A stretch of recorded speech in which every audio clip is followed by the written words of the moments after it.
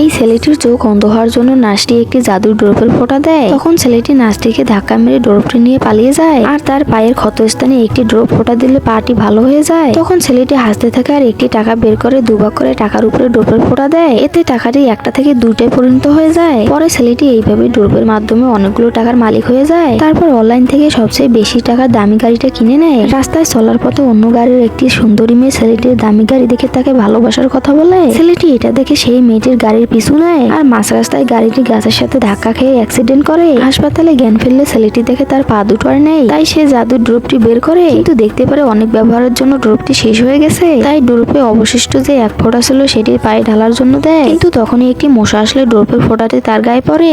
আর তারপর কি হলো দেখার আগে মা, যিনি তোমাকে খুশি রাখার জন্য পুরো দুনিয়ার সাথে রাজি থাকে, এই মায়ের জন্য ভিডিওতে একটি লাইক করে চ্যানেলটি সাবস্ক্রাইব করে দিও আর কমেন্টে লিখে যাও আই লাভ ইউ মা। এটা দেখে ছেলেটি মাথায় হাত দিয়ে বসে পড়ে।